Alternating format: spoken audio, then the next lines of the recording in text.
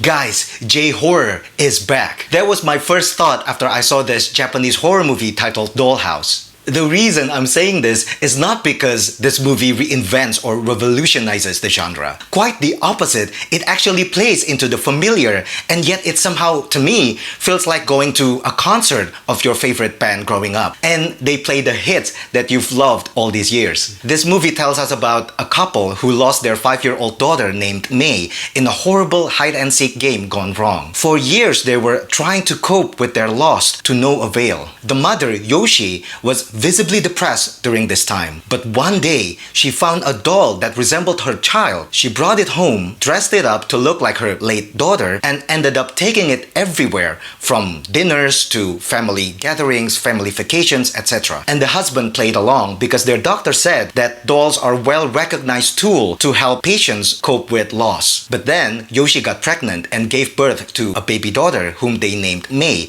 in honor of their late daughter. And all of the attention and care were directed towards this new baby. And naturally, the doll got sidelined and forgotten in its case somewhere in the house. Soon after, May and the doll, which she named Aya, became inseparable. She talked to Aya as if she were a human friend, played hide and seek together. However, like many evil doll movies before it, strange things began to happen. Kids crying after they play with May and her doll, and they had bite marks all over their arms. Then May's behavior became more and more erratic, and when scolded, she said it was the doll that did it or made her do it. Yoshi, the mother, of course didn't believe it at first, but then she noticed strange things going on as well, like how the doll's hair and nails seemed to have grown longer over the years, and how there were sounds of footsteps around the house when her kid was not even around. If you think that this is all standard evil doll stuff, you're not wrong. But what makes this movie feels refreshing, at least to me, is how the characters interact with one another and the culture that surrounds them. Mysticism and the belief of curses or spirits in our belongings have always been a part of Asian culture. So here, when there are suspicions and talk about a possible ghost residing in the doll, there was no prolonged or hyperbolic skepticism